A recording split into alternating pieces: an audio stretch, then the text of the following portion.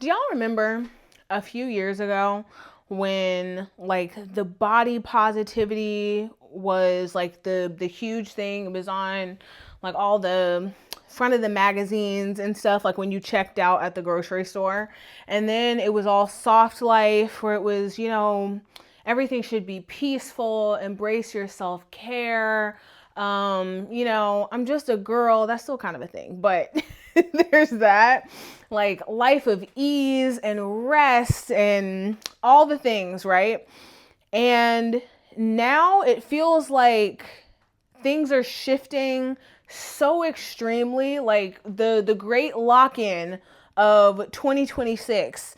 Everyone needs to be super disciplined, get in the gym, wake up early, do cold plunges. Apparently friction maxing is a thing. People are deleting all of their apps and like bricking their phones, going back to like old flip phones and stuff, because now it's all about discipline and getting things done and being as productive as possible. And it's like it's the same feed, even some of the same people who were super pro soft life are like, it's time to lock in, y'all. And I think that's what was bothering me last night, is just how jarring the trend cycles are, and how far the pendulum swings from one direction to the other. Like, just as a couple of examples here, right? You remember how in like the early 2000s, so many of the celebrities who were like walking the runway, going to the different award shows and whatnot, it was all about like the super low rise jeans and like your hip bones showing. And like that was very normal. Like if you didn't have the hip bones, there were all those like early 2000s movies where like the fat character would be the one with like a little bit of a tummy. Like it was still flat, but it was a little bit of a tummy. Or what was the oh, and like sitcoms and stuff, the wife would always have like an episode where she'd put on a pair of jeans and ask her husband, do these make me look fat? Like, do these make my butt look fat? And if the answer was yes, it was a bad thing. And then after that, it was like right into the super augmented, super like BBL,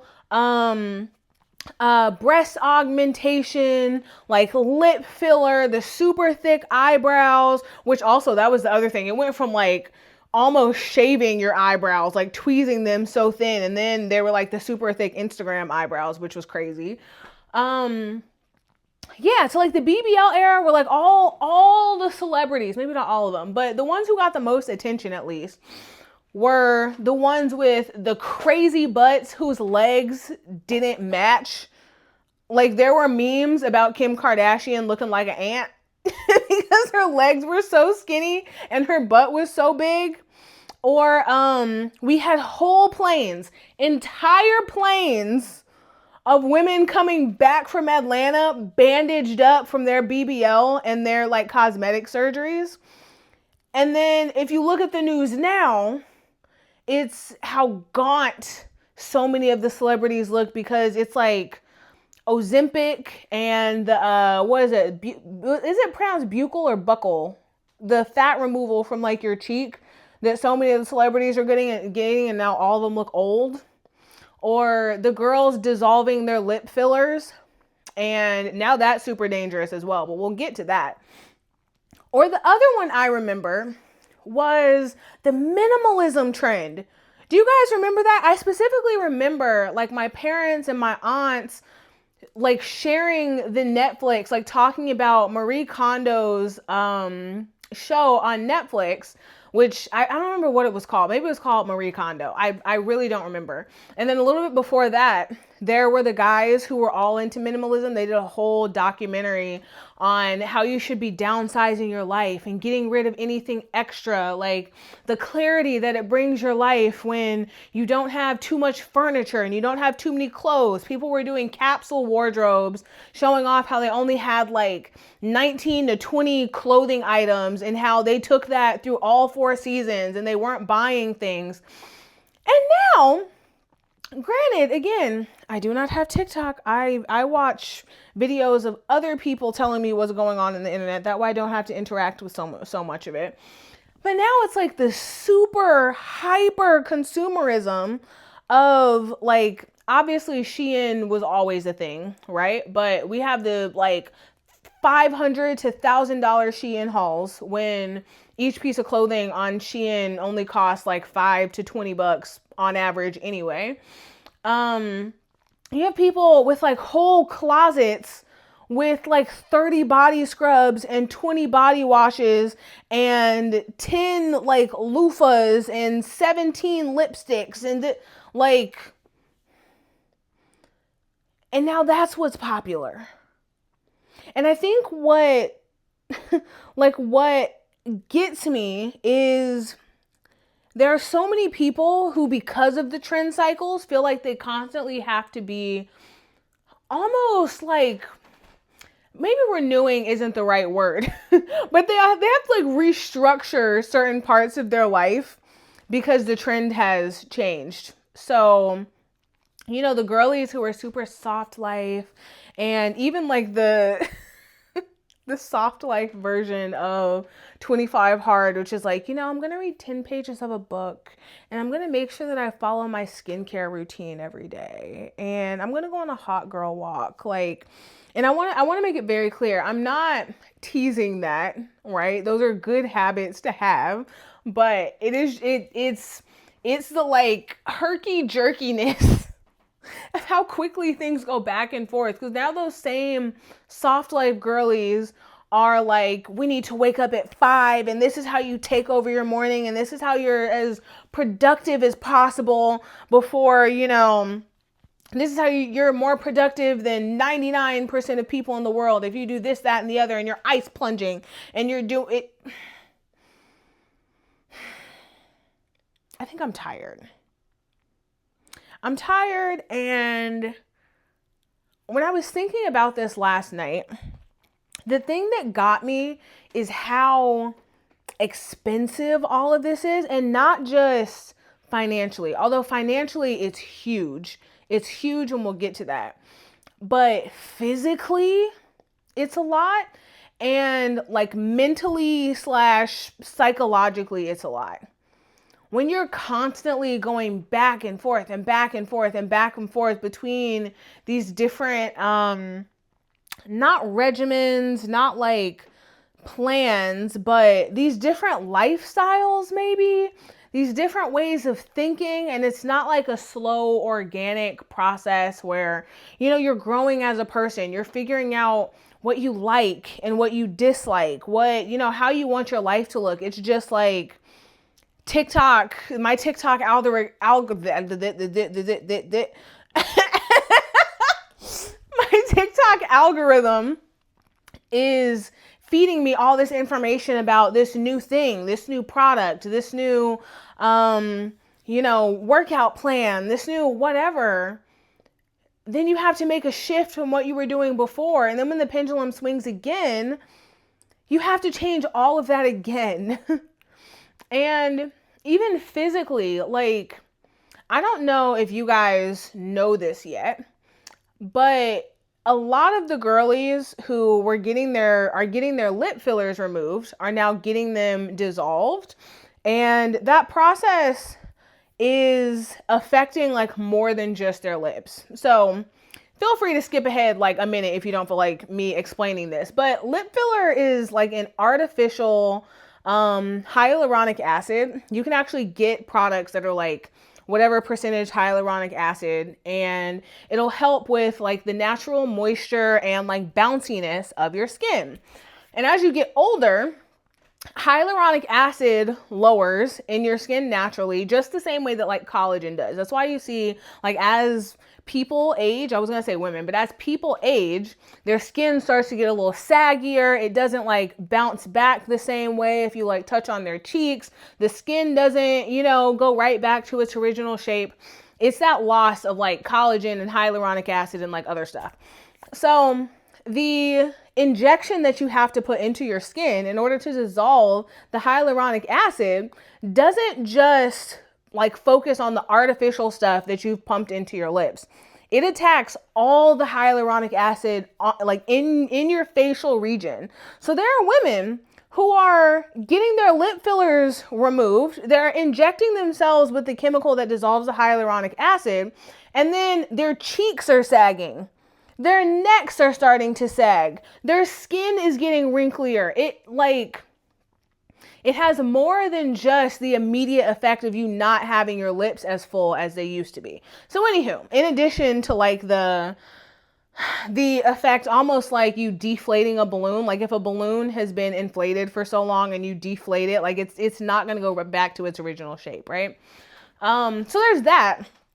But even think of the more extreme body modifications that people are doing. Like with those BBLs, you have to go under the knife. A surgeon is making incisions or making holes in the back of your body, sucking fat out of these different areas and then putting it into your butt. And then you have to go back, or they're doing injections, or not injections, implants. And people also doing the like off-market version of all that. There are people who have been getting a whole bunch of illegal substances and cement and going into hotel rooms to get like crazy cheap illegal BBLs, and that's a whole other story. But then you have to go back under the knife to undo your BBL. Now, Kim Kardashian was the queen of the BBL. Never liked that family, by the way. But that's a separate topic. I know it's a little controversial. It's a little polarizing. There are people that love them. That's why they have so many followers. Anyway, getting off topic. But now even Kim Kardashian's legs match her butt. And obviously, like with people who are that rich, they have the nutritionists, they have the personal trainers, they have, the people, the private doctors who are constantly checking on them and making sure that they stay in like optimal condition and that they're healthy and that sort of thing. Heck, they can go back under the knife once they get their BBL removed to tighten everything up so that it looks better than what it might have originally looked like, okay? But for your average person who's constantly getting pulled back and forth, who's constantly following the pendulum as it goes this way, and then is surprised when it swings back the other way, that's not a luxury that you have. That's now physical scarring that you have to live with. And even if you don't have any, crazy physical or physiological effects from that, that's still a massive change, 2 massive changes that your body undergoes. Not to mention the amount of money that you're spending. When you pay tens of thousands of dollars on all of these body modifications and then have to then go back to the same surgeon to undo it, and you got to pay them thousands of dollars again.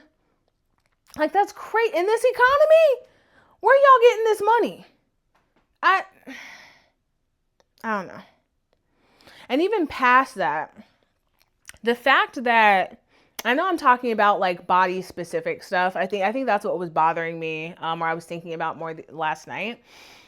But even think about the effect that it has when your body is trending or it's not trending. I know there were so many years where lots of Black women would get comments about how big, well, Black people, but specifically Black women, on how big their lips were, on how big their butts were, on how crazy, like the comments we would get on how curvy our bodies were. I remember being in high school getting those comments, and it wasn't even like an overtly sexual thing. It was almost like fascination, like, oh, this is, whoa. I know I'm not the only one that's had this experience. Okay. And then later on, when you see our bodies starting to trend, and then after a few years, maybe after about 10 years, which now the trend cycles are so much faster because of social media, and then a few years later, they're like, wait, no, now we all need to be super skinny again. Now everyone's on Ozempic, which again, I don't necessarily think is a bad thing. A lot of us probably need to lose weight for our health. But even thinking about health, please excuse my quick tangent, even thinking about health, there was a time when we used to worry about skinny people. Like, remember when the hip bone thing was popular? Once that started to change, people were talking about the skinny girls needing to eat a burger. Like, I feel like I hate using the all powerful looming media, as like the thing, but the media at large really does mess with our heads, and use things that are very sensitive to a lot of us to sell us these ideas that we're unhealthy. That doesn't mean don't listen to your doctor, okay? But sell us these ideas that we're not healthy, that our bodies need to change, that we're unattractive because our body looks one way or the other. When it's like, why can't we just follow basic health guidelines? It's just a lot. And I guess I wonder why we keep hopping on it, because it is so detrimental for a lot of us. And I think there's, weirdly enough, a social stigma. A lot of people feel pressure. If you're a thinner girl and everyone is talking about how they want somebody thick and how such and such a certain body shape is so beautiful and we want this, and the models are starting to look different and you're starting to see clothes modeled by different body types. And as a skinny girl, I can understand why so many people start making changes. Or if you're a bigger girl and now everyone wants somebody that's skinny because, oh, I was curvaceous a couple years ago and now I'm obese, apparently.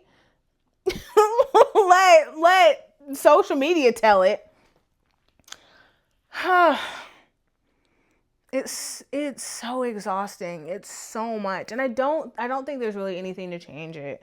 We can change it on an individual level. If you personally want to stop thinking about the trends and really just want to focus on what you personally want, what's good for you, without the constant input from all these randos on the internet and on TV and all the media. But like, I think there's too much money in it as well. Like, in order to make money off something, how do I say this? You can make a lot of money going against the grain. And when one person goes against the grain and other people see that they're making money off of it, they see that they're getting followers off of it, they see, that it's beneficial to them, slowly the tide starts to change. And then before you know it, this thing is mainstream and now you've got to do it all over again. It's just tiring. Excuse me. It's tiring. It's unstable. Like, if you're not somebody who's really deeply rooted in who you are and your value, what you bring to the world, what you offer to people, if your sense of self is so deeply rooted in other people's opinions and the info, the input that you're getting from all over the place, that can be really detrimental. It affects your income, like I mentioned before. It's just, It's just a lot.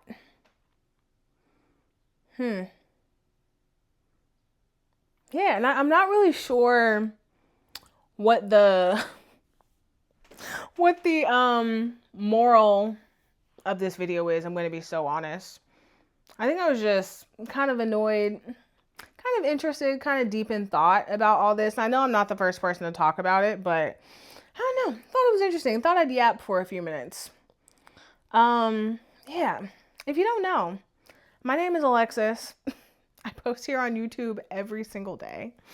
About all sorts of stuff. Sometimes it's whatever's on my mind. Sometimes it's travel. A lot of times it's solo travel around the world. Breaking into tech, bulletproofing your career, perchance. All sorts of stuff. So anywho, if any of that interests you, feel free to follow along this journey. I think today is like 70, it's day 70 something. And I'm trying to do a full 365 days of daily posting. So feel free to follow along. Hop on this journey early. And I will see y'all tomorrow. Bye-bye.